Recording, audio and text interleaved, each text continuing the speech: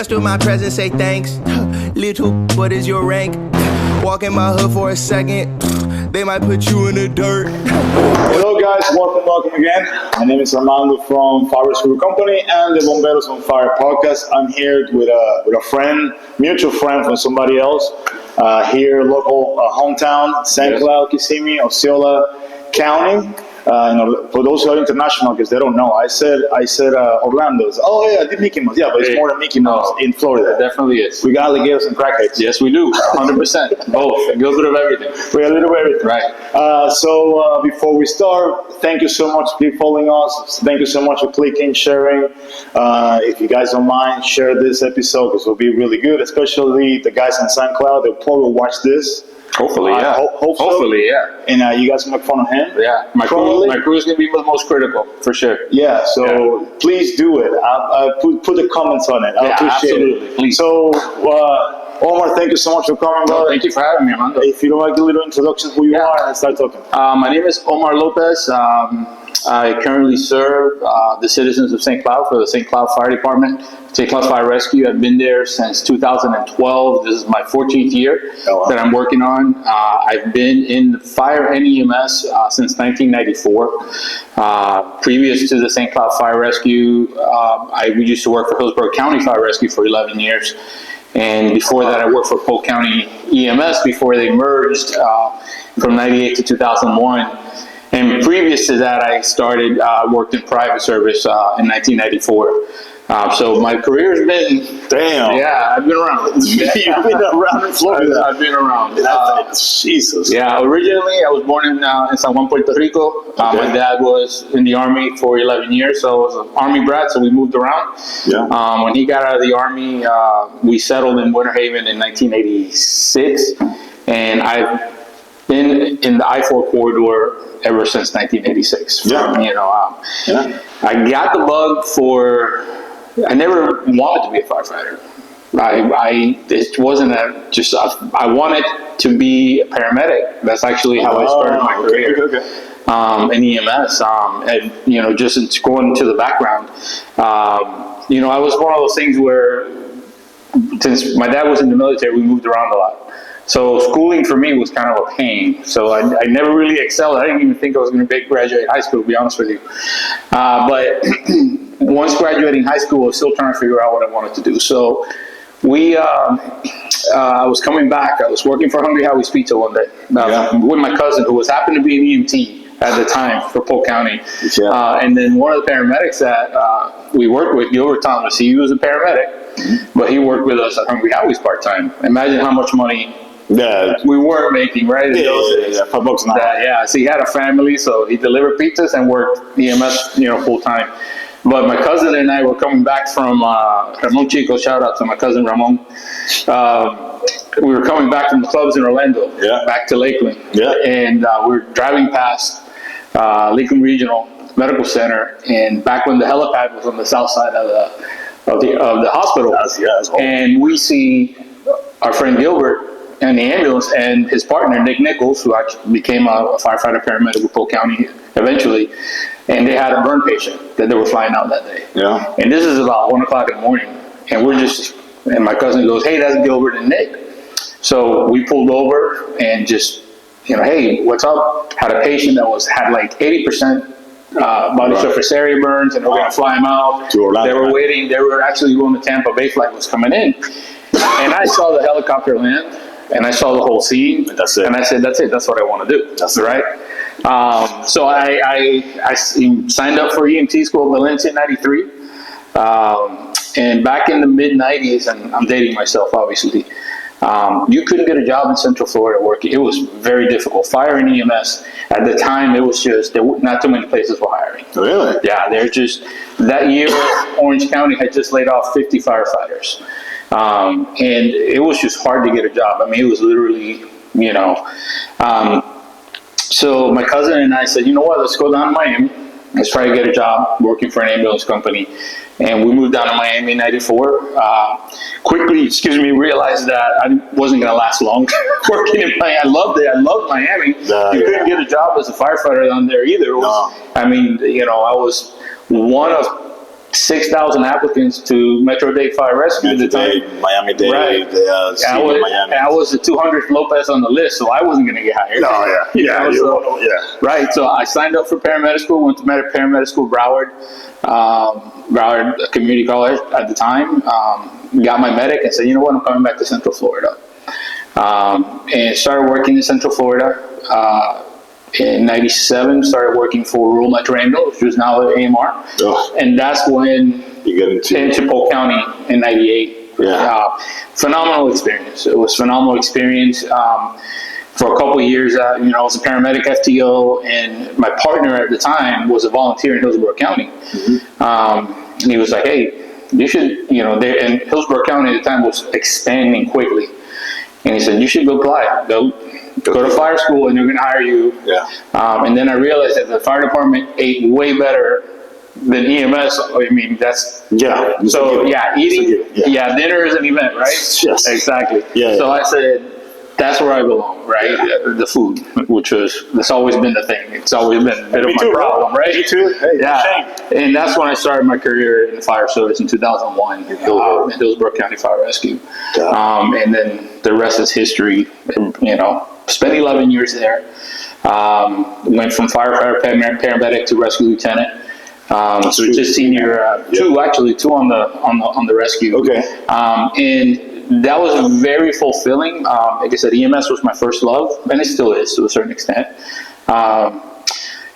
And I grew in that role until I felt that my wife and I actually felt it was time to make a move back over this way in 2012. And I mean, there's a lot that goes into that. There wasn't enough Puerto Ricans in Central Florida, so we said, hey, let's just move back to... Hey, bro, I'm Venezuelan, bro. I feel you. Right? I'm the only one. Not enough in Central Florida. We've been here forever. But that's when I started my career with St. Cloud. In St. Cloud. The rest is history, Nice. I went through firefighter, paramedic, engineer, and then lieutenant for the last couple of years. Nice. And this is where we're at. Now that you are. Wow, that's a long story because you went through basically the whole Florida all the way to Central Florida. Like I said, I've worked at the I-4 corridor for 30 years. Yeah. What can you say about working in rural metro? No shit on those. No, not at all. But people need to realize that we don't get paid enough, even as a firefighter medic. But as a medic only, it sucks. So when I started before rural metro, and I was working for what was Life Fleet Atlantic Ambulance, which became AMR, also AMR. To go everything. I mean, I was making $6.50 an hour as a paramedic in $6.50 an hour in 1996. Well, back up, as an EMT in '94, I was making $4.50 an hour, which the minimum wage is $4.25. Right. Yeah. Exactly. Right. For 1994. Yeah. Right. But still, I mean, it was ridiculous. So I got my paramedic, moved to Central Florida, started making $6.50 an hour as a paramedic. Then I got hired with Rural Metro, and I think I got $7.25 an hour working for Rural Metro. But it was a great experience. Yes, it is. It was a great experience. I've always said that when you worked, I used to tell the students that we precepted that anytime you ride with, whether it be an EMS service or a fire department, that's your opportunity. You're auditioning for a job. Yep. And you get to interact with these different agencies. Mm-hmm. But I got to run with Orlando Fire Department. I got to run with Orange County Fire Department. You didn't transport that much. Right. At that time, they didn't transport. Right. Yes. Orange County transported on the east side. Yes. And up in Zellwood. That's how they pretty much got into the transport business, right? And I got to interact with a lot of those fire departments. And it was really, really good experience. That to this day, I made relationships, contacts that I'm still, some of them I'm still in contact with after all these years.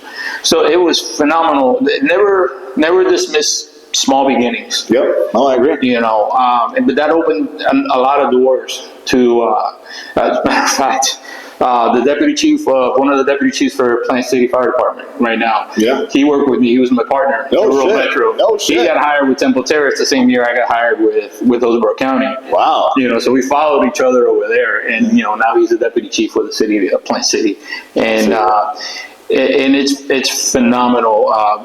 Andy Muzzy, shout out to Andy Muzzy. Congratulations, Chief. He just became the deputy chief of one of the deputy chiefs of training for City Point City. I was very proud of him. Congrats. Yeah, but that's how it began, and this is where the career has taken me so far. And now you're lieutenant in St. Cloud Firefighter. It's great, yeah. On the city of St. Cloud. Yeah. It's awesome. It's awesome that, and coming from Puerto Rico, yeah, because it's not. I mean, let's be honest. It's all white guys on the fire service for years. Right. It's in Central Florida. Yeah. It's definitely changed. It has changed a lot. Yeah. And in St. Cloud, the demographics have changed. Yes. I mean, when I lived in Orlando, when we left Winter Haven in '93 to move to Orlando, my family bought a house off of Oak Ridge and Texas Avenue, and everybody knows that. Yeah, my parents didn't know. Right. Yeah. My parents didn't know any better at the time. Right. They really didn't know what it is. After a while, you're like, oh, this is terrible.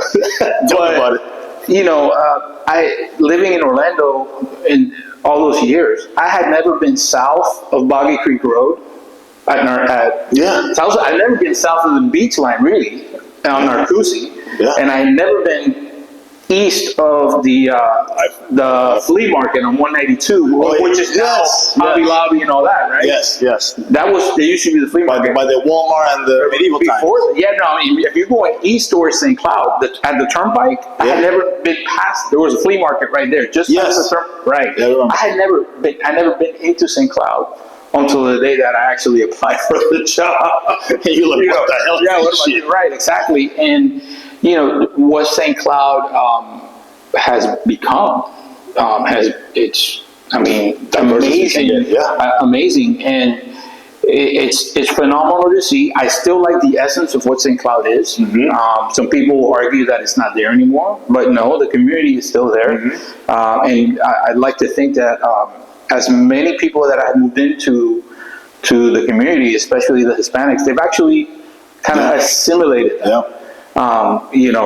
It's still to me a community that interacts with each other very well. Yeah, I saw it on the St. Cloud right here in downtown. Yeah, we do the parades. Yeah, you see a Pablo and Juan riding a horse like cowboy. It's awesome. Exactly, it's hard, right? Yeah, I live in St. Cloud basically. Yeah, so it's become it's starting to become overpopulated, but a thriving community. And I love it. I love it. And being in the fire service and EMS for so long, mm-hmm. what changes have you seen from the beginnings in the I-4 to now that you're in St. Cloud as a lieutenant? The changes. Some of the changes, because there's been a lot. There has been a lot. It took a long time. From the time that I started, obviously there's been growth in the fire service. Yes. The growth in the population has put a demand on services. Where for many years, you look at Orange County, they were a number of stations for so long, and then all of a sudden they were playing catch up. Osceola County, same thing, right? From their beginning as a consolidated department in 1989, mm-hmm. as they started taking territory, they were having a hard time keeping up. Yeah. And one can argue it's still the same. You guys, the history of St. Cloud Fire Department, they were a one-station department for many years. Oh, one-station department? For many years, and then became a two-station department, and it was still like that for a good portion of the 90s. It wasn't until 2007 that they opened their third fire station. Station 33. That was 2007. Which is that one? Which is that one? On Pine Tree. Well, now it's at Friars Cove, south of the Crossing Shopping Center, the Southside Publix. Okay. Yes. There's a Mercury Marine dealership right there. The fire station's in the back. Mm-hmm. But that station, and that's the rebuild of Station 33, because originally it was at Pine Tree and Court Avenue, mm-hmm. which is where our training ground is now. Yes. Right. They didn't open that station until 2007. And then in 2021 is when Engine 34 and Rescue 34 came into service, until they opened their station at where we have at Nova Road right now. And now currently we've just upped our fifth fire engine with the Rescue 35, also to be our fifth rescue to be up and running here, hopefully within the next few months.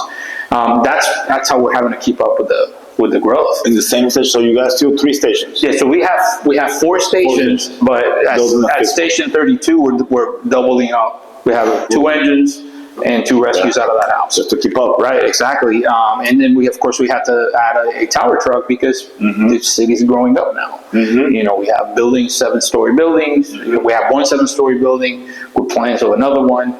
So, you know, the growth has been just keeping up with that.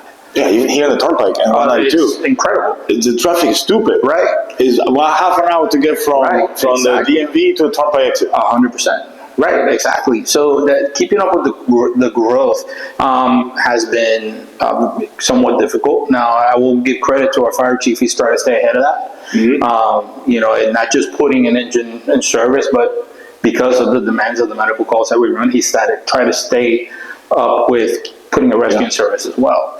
But as you know, getting paramedics it's hard. Very difficult. It is hard, no matter what. It's hard. Exactly. In my case, we only hire paramedics. Right. And we have the EMS team, which is working the theme parks, and then we have the fire medics on the rescues. And it's hard for us to get people. Right.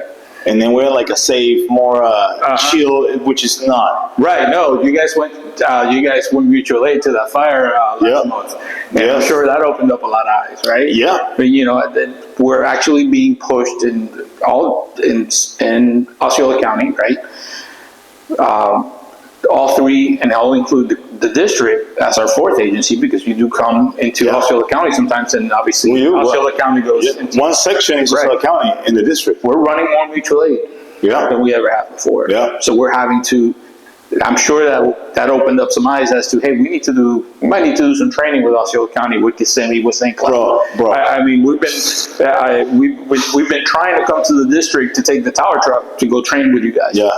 Because it's not a matter of if, it's a matter of it's going to happen, right? That at some point or another, you know, now the county knows, hey, we have a truck in service now. We're getting called. We're going to get called. The same manner that we used to call them because we didn't have the same with the rope situations. Exactly. We call you guys to help out because now we have a new gondola system. It's 100 and something cars just paying on the air. We don't have enough people to even get half of the... No, so we need everyone trucks and everybody to rope. Right, so between Osceola, Kissimmee, St. Cloud, and Orange County, you're calling for mutual aid. So those have been the challenges. Those have been the changes over the years. On the EMS side of things, what I think is interesting is, you know, protocols come and go. I've been a paramedic since 1996. I've worked for 2 agencies that are very aggressive, you know. Polk County. Right, Polk County very aggressive. And Hillsborough County very aggressive on medical protocols. To fast forward to this side of Central Florida, where Orange County, Osceola County are not as aggressive. And what I've noticed is, because of the lack of experience, we've also had to adjust to that. You know, it is what it is, right? So that's been an adjustment. You know, and then it's challenging because the departments have put a demand on hiring paramedics because of the service that we provide. We are 80%, 90% EMS calls. Correct. Let's be honest. Which puts, you know, now, again, I'm very proud of my department. Because when things like VES or VEIS started to become a practice, we jumped on that. So we were training in 2017, 2018. We were already moving in that direction because much like the district, much like Osceola County and Kissimmee, our rescues are part of the suppression plan. So, it is. Right? You're on a rescue, on emails, you show up, you're first rescue in, you're either going to do rescue, primary search, or VES, but or fighting fire. Or attached to an engine. Exactly, right. And even with the addition of a tower truck, that's still, you know, that was a contrast. I will say that's when I left Hillsborough County, the rescue division, even though most of us were all dual certified, your primary role was EMS. So that's where the challenge of transitioning through the ranks became kind of difficult for me. After 11 years, I'm very strong, right, in the paramedic side of the job, the EMS side of the job. Over there in Hillsborough, you'd have to go from rescue lieutenant to engineer, and then to captain. They have a captain. The captain is a company officer. So what is the roles of the rescue lieutenant? The role of the rescue lieutenant is to be the senior medic on the rescue and on EMS calls. He's in charge of overall patient care. So like a paramedic. He's paramedic, right? But it's like paramedic, right? But he's in charge of all medical calls. He is the primary officer and the reports. Exactly. So you ride as a two-medic system. And so you were as an officer on the rescue, you have one or two paramedics assigned to you on paper. Okay. One of them's always usually floating, at least when I was there. I don't think it's changed much. And your primary role initially on the first alarm was rehab. Oh. Yeah. Oh. And then if it was a second alarm, that second rescue might be assigned, say, suppression duty of some type. Oh, no shit. Right. And it's slowly changing. I still keep in contact with my friends over there, and they told me some of that has changed. But, and then as a rescue lieutenant, when you moved over to the engine was to be a relief engineer. So I pumped more fires than I ever fought. So when I decided we made the decision to move back over this way from Hillsborough County, from the Tampa area, in 2012, I remember, I tested from several departments, but I got hired with St. Cloud. I was the only, even in 2012, after the fall of... The only brown guy. Well, no, there were several, but I was the only, there was the only spot open at the time. Okay. Because after 2008, after the financial collapse of 2008, everything tightened back up, right? Some departments weren't hiring, so it was kind of hard to get a job. So I was the only one hired in that group. And I remember, going into the interview process, into the panel interview, and I was asked, okay, so you did 11 years with Hillsborough County. They basically looked at me and go, why are you here? Yeah, exactly. And I told them, I said, I just needed to start all over again. This is where I felt I needed to be. And as I'm going through my probationary year, I would tell people sometimes, like, hey, I literally came here to learn how to be a fireman. Like, it didn't click. Because, they're assuming I'm coming from a large department, resource heavy. 11 years. Right, but like I said, I pumped more fires than I ever fought. Yeah. So doing a primary search, it's something that I had to relearn. Oh, wow. Right, actually getting on hose. Yeah. Something that I had to relearn. And I had to literally learn how to be a fireman all over again. And it was very challenging. Yeah. But it was a great experience. So to kind of get into what we were talking about, what prepares me, and me specifically, what prepared me to become a company officer or a lieutenant. For me, I can tell you that becoming a paramedic was very critical for me. It was something that I loved. Yeah. But a lot of the skills that I learned riding on the right side of that rescue transfers over. Not the hands-on tactical stuff per se, right? Because that is a skill that you learn, taking classes, training as an engineer, hopefully working with an officer that's going to, hopefully, right, that's going. And I've been very fortunate that I actually learned from some officers in Hillsborough County before I left. Good. It's some good conversation. Chief J. O'Driscoll was one of them. He was my last captain before I left, and I used to listen to, his decision making. He's a student of the craft, always has been to this day. I learned from some of them, just listening and having conversations. But then practically starting all over again, got to work with some good company officers, and some fellow firefighters as well. That kind of, I just listened and just picked their brain sometimes. But the years that I've spent on the rescue, the decision making, delegation, critical thinking, quick decisions, under stress. On the fly, Those are all skills skills that carry over to the company officer position. I've spoken to, just in conversations with friends who were never paramedics, who were EMTs, EMT firefighters, that went from EMT to engineer to lieutenant, or from EMT firefighter to lieutenant, depending what department they worked in. Like ours. Right. They said that was a hard transition for them. Yeah, because they're used to taking charge. Right. Because as a medic, you're in charge of the scene. Right. It's an expectation. That's it. Yeah. Right. An expectation. And I never. Yeah, you feel like an imposter. You get imposter syndrome. And one of the things that always concerned me getting out of the comfort of my rescue. Mm-hmm. I mean, I can. Sometimes when I am able to ride the rescue, I miss it. Some people are looking at me like, "Oh man, I don't want to be a rescue ever again." I still miss it because it was something that I was so used to. Yeah. And it's still something that I loved. But the things that I learned from the Polk County days, where you were the only medic in frostproof, in the middle of nowhere. Oh, I know. Right. Yeah. I've had 5-6 patients, and you'd have to sit there and go, okay, I got to triage really fast and call for additional resources. Yeah. That transferred over when it was time to ride the seat.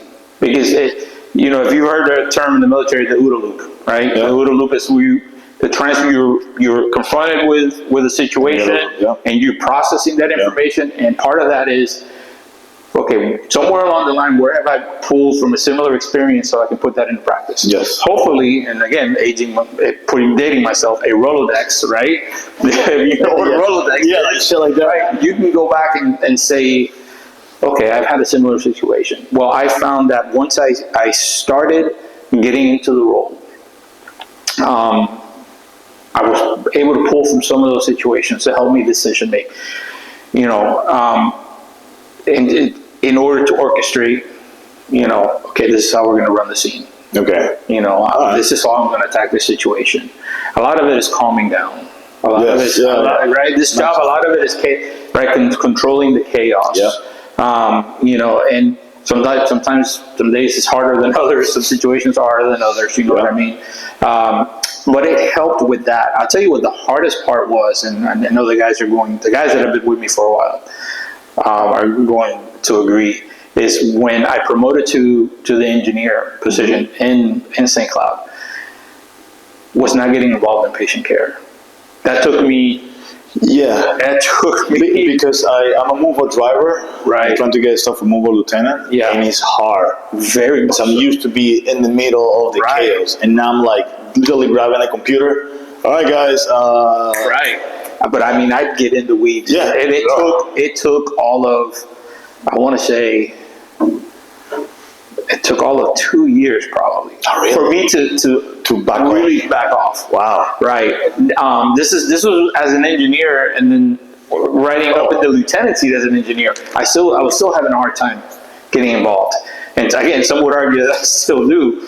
But one of the things that I had to learn to make that transition was when I promoted to lieutenant officially, I had to make a conscious effort and the guys see me put this in practice.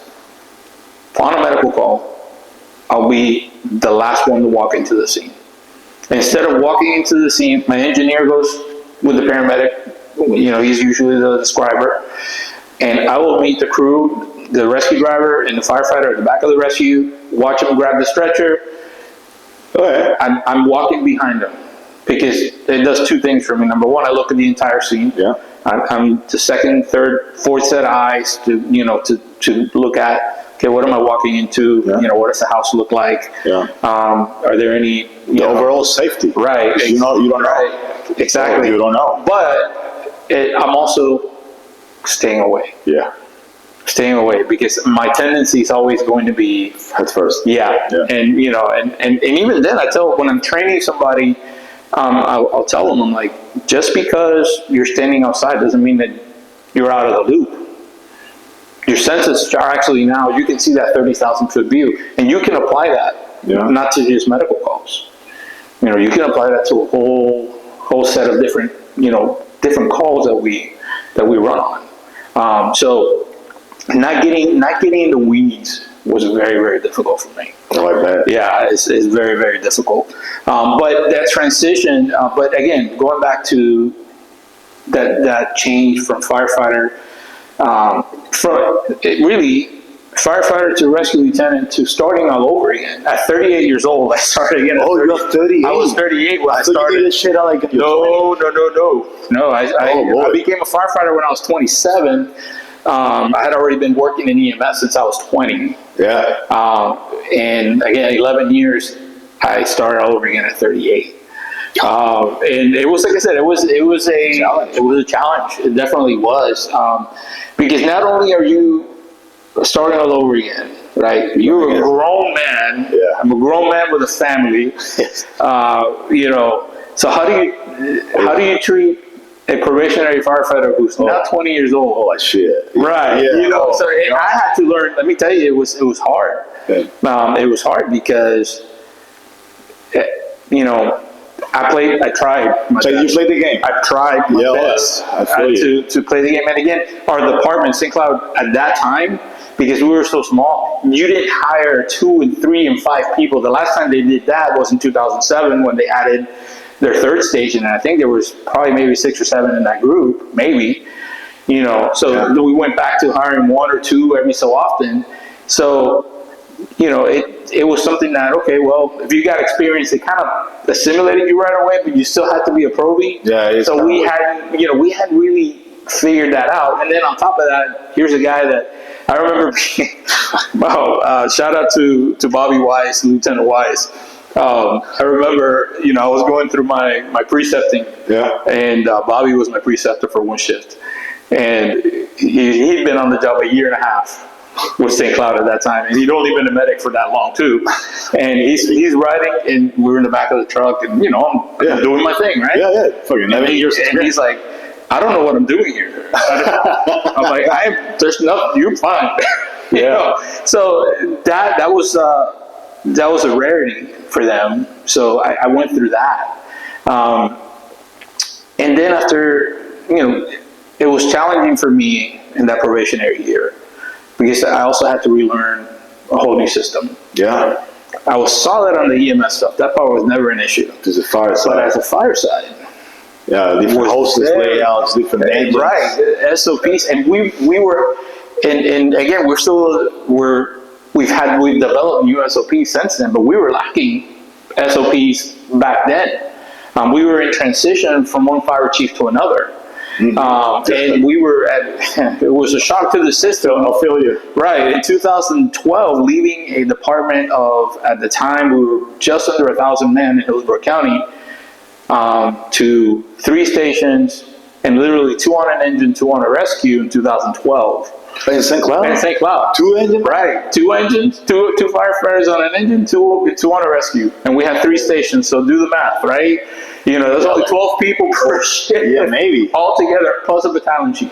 Yeah, but right. They don't there count. was a while there where I was like, oh my God, what was I thinking? I'm working. Right. Well, it's like, man, talk about going backwards. Yeah, I know. But fortunately, we had a transition in leadership, and then we started getting our numbers up. But there was that transition of a probationary firefighter, and this is for anybody that if you ever decide to start all over again. Like I said, my story is a little different. Usually when you start all over again, a lot of times you're going from a small department to a larger department or whatever you think is better. I went from a really large department to a small department. Yeah, I went from Orange County to the district. Right. In my case, it was the best decision I ever made. Like I said, I love my friends in Hillsborough County. But this also plays into mental health. Oh, yeah. Because at the time in my department in Hillsborough County, I've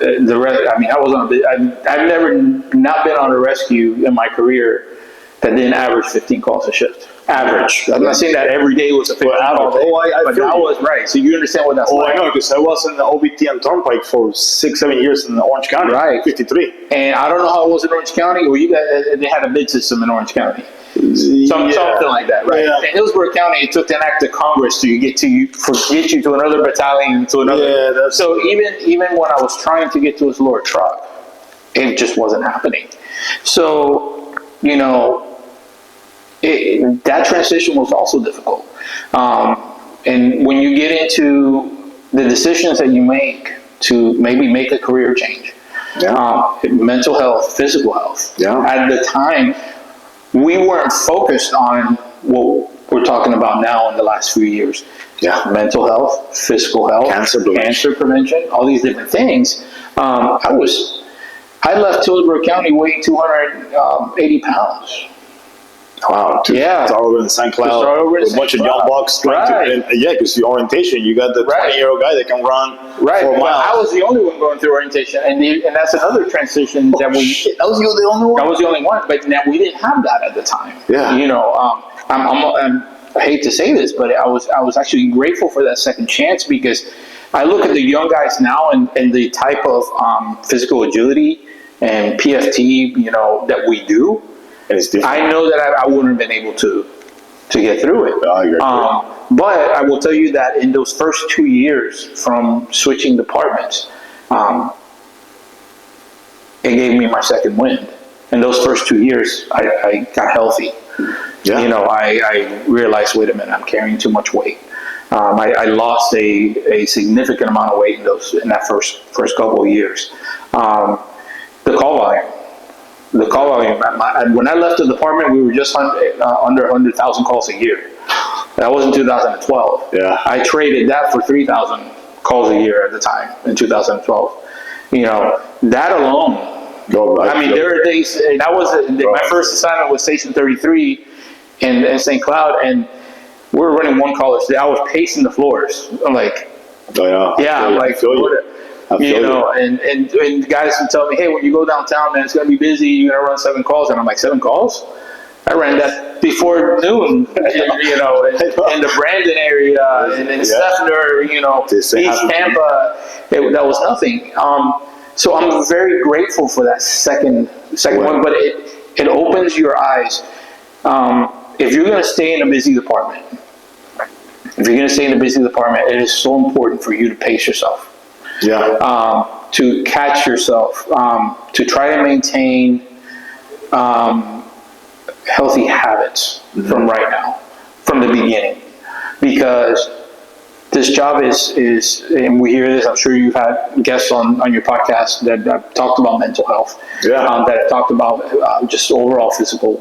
We do it to ourselves. What is that? What's the saying? The Proby, the guys call it the freshman 15 or whatever. How many pounds you put on in the first year? The 2020. The pounds that you put on, because, I mean, like I said, we eat great. In that first year in the fire service, man, you're eating phenomenal meals, but nobody, unless you're a self-starter, and I was not when it came to physical fitness, you know, it's very easy to run your calls and then, okay, I'm going to rest because I know that I'm going to run 3 or 4 after midnight. What is this, you know, getting up early, or eat bad at night, and then go to sleep, and then go to a call. And add to that the years that I worked in just EMS alone. EMS in itself is not healthy. You know this. It's horrible. I mean, hanging out. 7-Eleven. Right, 7-Eleven. My favorite, hanging out by the Florida Mall. At the right, we'd again. Shout out to Andy Muzzy. Before we both left Rural Metro, there was an Italian restaurant, a little Italian pizza joint on Lancaster. Their chicken parms were phenomenal. It's still there. It's still there. Oh, yeah. Bro, it was phenomenal. But you know, you'd eat those meals, and then just, you know, if you're not running your call, you're under a tree, you know, under the shade, and you're passed out. That's right. You know, and then you work the overnight shifts. You know, we didn't know what we know now about testosterone. You know, low testosterone, what it causes. When I started all over again with St. Cloud, now we had the LifeScan physicals for many years. Hillsborough County still does them. Hillsborough County, St. Cloud started LifeScan a couple of years after that, but now we're back, I think, with Advent Health. But nevertheless, you know, when we really started paying attention to testosterone, I mean, I had a 200 testosterone with the first time I checked it. I was 40 years old. I'm 52 now. I was 40 years old. Which is low. And I'm like, oh, that's why I feel I should. so tired. That's why I can't sleep. That's why I can't get rid of this weight. Yeah. All these years of just, being the sleep deprivation, the other stressors, and getting on a cycle of testosterone did wonders for me. All of a sudden, I'm like, okay, I was able to jog 3 miles for the first time in my life. I was lucky if I could do 1 or 2 miles. Yeah. And I lost like 60 pounds over a 1 year period, all because now I was paying attention to my health. Just sleeping well. Right. Just sleeping better. Exactly. So when you're starting, if you're having to start, you have to, going back to my point, you got to pay attention in this job. Mm-hmm. And then there's the mental health aspect of it. Big time. This career attracts a certain type of person, right? We always say, the alphas, and yes, that's true to a certain extent, but come to find out, a lot of us have some form of ADHD. Oh, yeah. Right. A lot of us at some level, right? The ones who are extreme. Bro. Right. And then you take up on top of that, what is your background before you come into this career? Yeah. I'm part of the peer support team with 2 other of my fellow firefighters, and that's one of the things that we talk about. You get into this job, and you're confronted with certain types of calls and situations, and I've learned in my own life that unresolved trauma from childhood, it will pop up. Oh, yeah. And you go, well, yes, this is a bad call that I just ran, but why is it really making me feel this way? Yeah. And then you dig back into your history and go, okay, I have some unresolved. So we have to pay attention to these things, because I'll be the first to tell you that, yes, we have to pay attention to mental health and the side effects of the things that we see on this job. But there's a lot of things that people don't talk about in this career field, is that we do it to ourselves. 100%. We are the worst patients for psychiatric psychologists. Right, we do it to ourselves. Yes. We buy into this hype of being a fireman.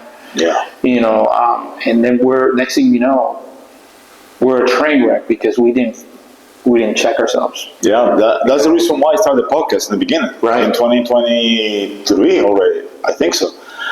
Because 5 or 7 suicides happened in 5 months in Central Florida. Right. Bunch of from Orange County, Marion County, you probably saw the news. Yeah. And they all jump in from the bridge or shoot themselves on the boat. Right. And I was like, I can't. I knew one of the guys that committed suicide. Right. So my brother told me, hey, why don't you talk about it? You like to talk about it? Right. Sure. And then my mom is a counselor. She's like, why don't you open up podcasts and talk to people? Yeah. Sure. And that's why I started talking to psychiatrists, psychologists. Right.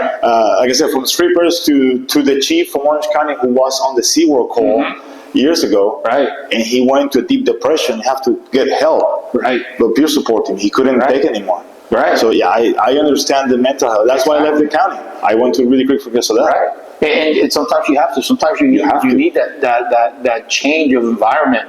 I just went to a funeral last Friday. One of my colleagues from Hillsborough County passed away from cancer. Yeah. 26 years on the job. And I talked to my friends over there, and it was great to see my friends at the same time. We're talking, and I go, ever since I left in 2012, I've been back to 5 funerals in Hillsborough County. One of them was a suicide, and one was a heart attack. Yeah. What are we doing? 2 were cancer. Yeah. And the suicide one had a lot of impact. I knew this person, worked with this person. Yeah. We were partners on the rescue. We were in the same battalion. But there were some mental health things that went unchecked. Now, fortunately, and kudos to the department, they started paying attention. But there were some signs that were being brought up. You can prevent. Right, that were being brought up to the attention of the leadership at the time, and it totally got missed. Right, but fortunately now they're at a place where they have, peer support and counseling, all these different things. But you have to know what you're getting into when you get into this career. Yeah, I'm a preceptor, and I'm also an instructor. Right. All around Florida, around the world, basically. Yeah. And I tell people, this is the best job in your life. Best job. Amazing. Yeah. You create families for 20-something years. but it's not for everybody. No. Everybody's prepared to deal with the stuff that we deal. No. Might be one call in 30 years, but that call will mess you up. That's Exactly. it. So you need to be ready for that when that call comes. And I'm glad that you guys are doing what this, the peer support team. It might look stupid for you guys on paper, but they're the same guys that can actually guide you through get the professional help that you need. Exactly. And a lot of times it's as simple as just having somebody to listen to you. That's it. I remember, and to get to where we're at with peer support, which I think is very interesting. When I think back, I look back 20 years, and I go, we were actually doing this. Yeah, without calling peer support. Without CISM and all these different things. You know, I remember I was my 4th year on the job with Hillsborough County, the 3rd year on the job with Hillsborough County. I had just started writing up as a rescue lieutenant, and I had a young black female, 9 years old, had oil. She was running across the kitchen and hit the skillet and got oil. And I remember from the minute the call came in, we were on scene in 5 minutes. I walked into the house. You know, the pigmentation, obviously, a black female, you see it's now it's white from the 2nd degree burns. From the minute I got on scene, I saw it was probably about 15%. Called the helicopter as soon as I, called the trauma alert, the helicopter was there. I was done with the call in 45 minutes from the beginning of dispatch to the call to the time I was back at the station. 45 minutes. That's how quick everything happened. And I remember walking into the station, and I just sat down in the recliner. I think my hands were shaking, and my crew was like, they were like, hey, you good? I'm like, I just need a minute. I guess it's not easy. Right. Because I'm telling you, that call, and this was 2003 I ran this call. And it's still, I can tell you, almost smell. Yeah. So had the crew said, hey man, what's up, you good? Just giving me that time just to listen, and they kept an eye on me for the day. Something as simple as that. Yeah. Right. And then following up. Now, the follow up is what we were missing. Yeah. We were missing the follow up. I agree. It was like, okay, you good? All right, good. Let's move on. Right, exactly. And next thing you know, you're adding calls into your Rolodex. Yeah. Because there's another one, and then there's another one, and then there's another one. Yeah. Now, resiliency is a word, right, that we're using a lot more often now. Mm-hmm. Right. We have to create a resiliency.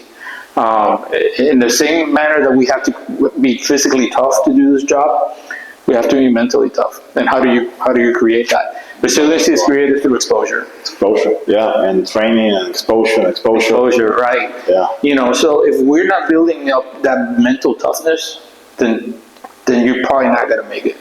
And if you do, as soon as you retire, done. You commit suicide, die from cancer, or heart attack. Exactly. And as simple as that. And now that I'm 3 years away from official retirement age, I haven't started all over again. I'm talking to friends and colleagues who have retired in the last few years, and now I'm hey, how was that transition for you? Yeah. Right, because that's the other side of it. Yeah, from BC 24 hours, 48 or 72, to nothing. Not only that, again, I can definitely. I can go back 30 years with fire and EMS, right, and relationships, contacts, that we still keep in touch, weddings, and then I can speak for St. Cloud. We are still a very tight-knit family-style department. That's awesome. I've gone to vacations with my crew members and their families. I've carried their children on my shoulders to the streets of New York on vacation, weddings, baby showers. Not as much anymore because the department has grown, but my kids and my wife can go into Publix in St. Cloud, and pretty much they know who's who, and they know them. Yeah. Right. So now you retire, and all of a sudden you don't have that anymore. Yeah. Because that's just a progression of life. That is. Right. My Chief O'Driscoll used to tell me, hey, when I made the decision to leave, and he told me, hey, He said, good for you. You made a decision to leave. Just remember, calls were being run before we got here, and calls are still going to be ran after you leave. Oh, yeah. That's just a fact of life, you know. So making that transition into retirement, actually, I'm learning, starts several years before you actually get there. Okay. What's that looking like for you? You know, emotionally, financially, right? You don't know. Right. You don't want to work again in some. And here's right, exactly. And here's probably the most important, one of the most important aspects of getting to that post-retirement, you know, goal. If you are a married firefighter, you better have a relationship with your wife or your spouse. You better have a relationship that's strong. You better check yourself when you're coming home from work, that you're creating a good environment. Because when you retire, that person's the one that's going to be there. Yeah. Right.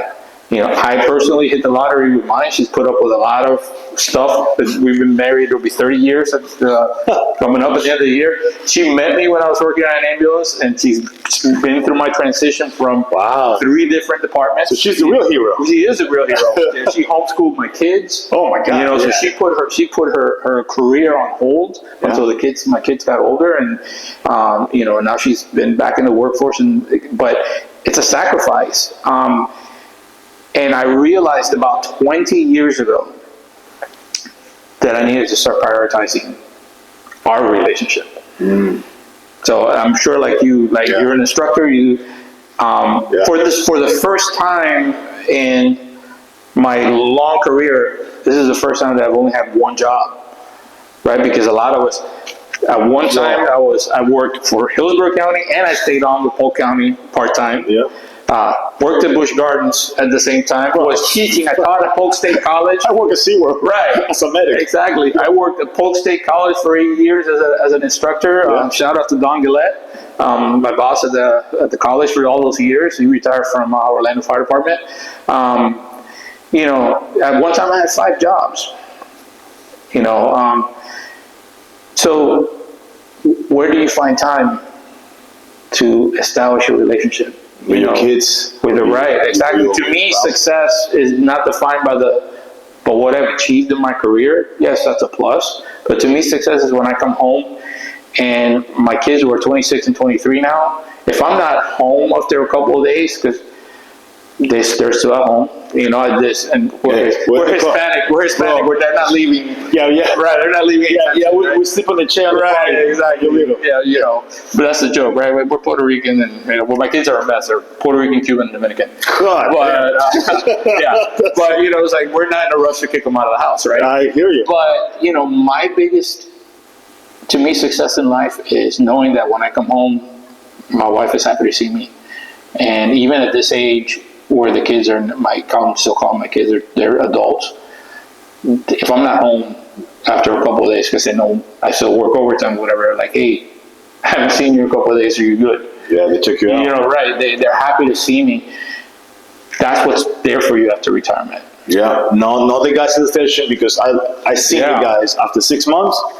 That's right. And no one cares what you did for the department or how good you left it. Right. If you're fortunate. If you're fortunate, you leave a strong legacy. Yeah. Right? Hopefully. But that's not my goal. Yeah. Right? That is not my goal. And another, leadership is a big thing for me. You know, I respond well to good leadership. And anytime I've ever gotten in trouble in my career is because there hasn't been strong leadership, and I tend to get out of my lane. I'm reminded all the time, right? Right, but to me, the ultimate leadership falls in Christ Jesus, my Savior. And at the end of the day, what's important to me, you know, is in my imperfect life in this world, that I do whatever God has asked me to do. That I have a relationship with Christ that is still evolving to this day. And that out of that relationship with Christ, that my life is a reflection of that in some form or another. Not in perfection, It's just got nothing to do with perfection. Yeah, yeah. To this day, I trip and fall on my face a million times. But it's the product of my life, my relationship with my wife, my relationship with my kids, servant leadership in the firehouse. Because that's another, circling back to the role, challenging roles and responsibilities as a lieutenant. They're not there for me. Yeah. I'm there for my crew and what they need.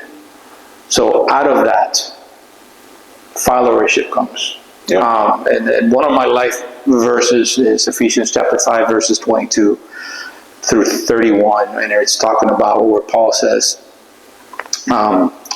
when he makes a reference to Christ loving the church and putting that into relationship in a comparison to marriage. Right, and he's telling, husband, love your wives as Christ loves the church. And the reason why that is because love is an action, it's not an emotion. Yeah. Right?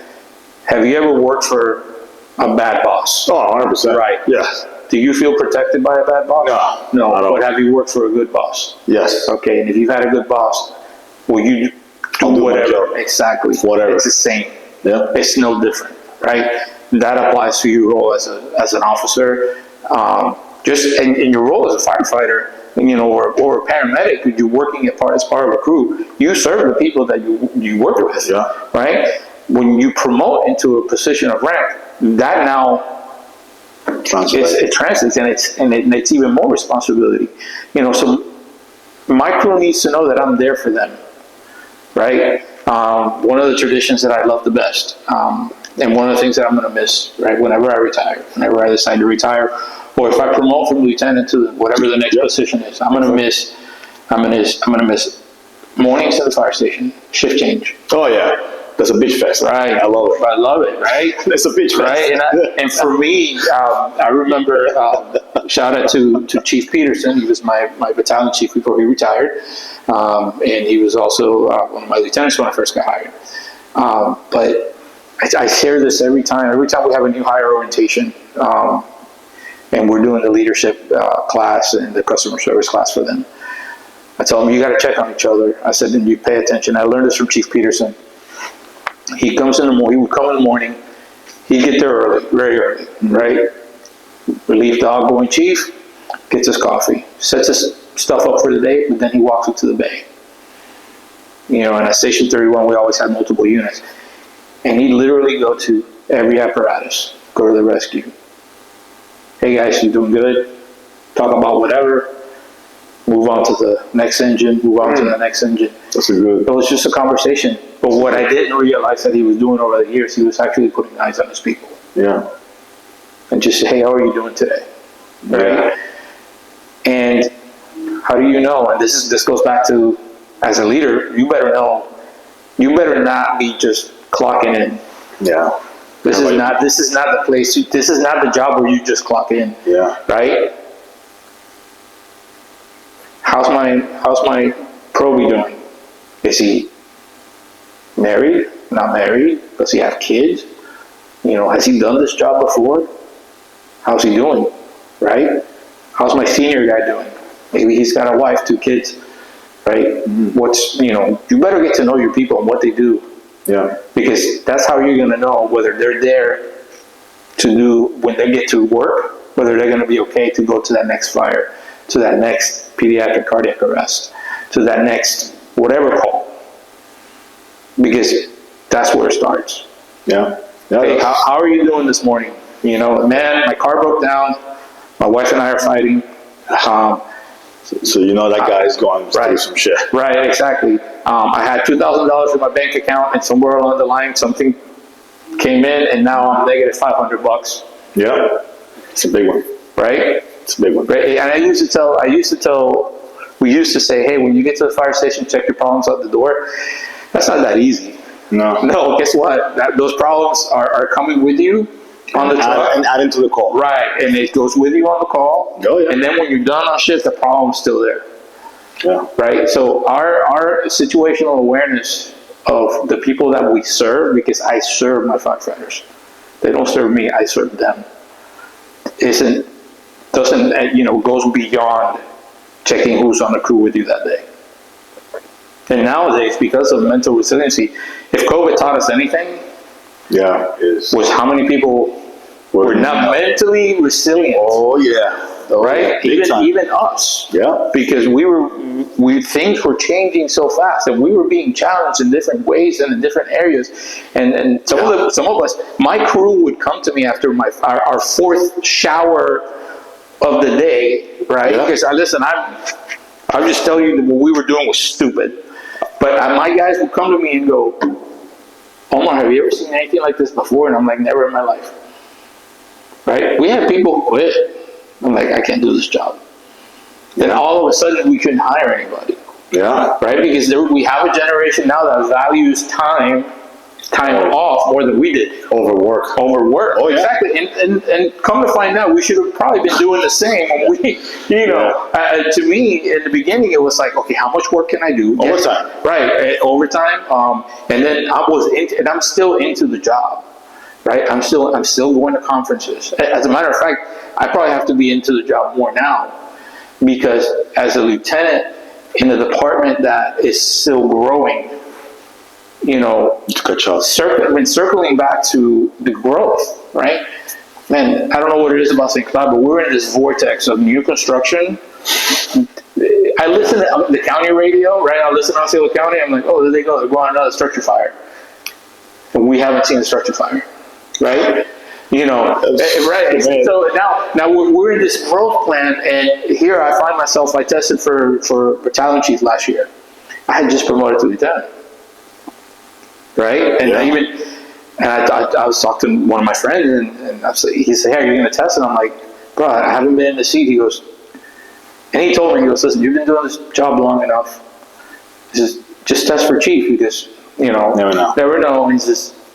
And he reminded me, look there's so many new young people. What we're lacking is life experience, right? Yeah. So your life experience and home will help you in your next position. But I found myself going outside of the department. Shout out to Ramon Gonzalez, Deputy Chief of Training, Polk County Fire Rescue. But I found myself reaching out when he was a battalion chief and doing a shadow ride with him. Oh, nice. Right. I'm looking for opportunities, taking conferences, command classes, still going out every year and doing a conference. And I'm trying to get my crew to go to conferences, because that's how that's the only way right now that we're going to get our people the exposure and get ourselves the exposure. That is true. I just came from Orlando Fire Conference. Right. Like a week ago. Exactly. I was there. I was helping out that weekend with the command class. That was a great experience. Oh, you were there? Yeah. Yeah. I was with Dave on a tower. Right, you were, yeah. Shout out to David Miller. You had him hanging from rope. You next. Exactly. But that's how you stay relevant, and you keep up with the younger generation. You have to. The age gap right now, for me, on my crew, my engineer is 27 years old, and I'm 52.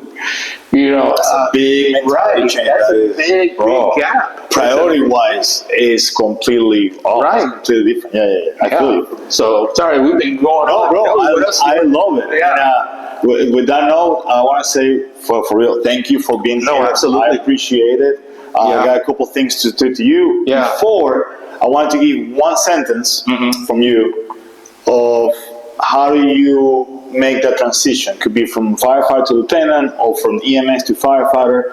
Give me one sentence that will make shorter resume what we talk about in an hour. It's hard. No, it's actually pretty easy.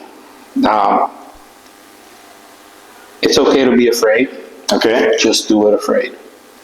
I love it. That's how you make the transition. Because for me, becoming a fireman, I did a lot of things afraid.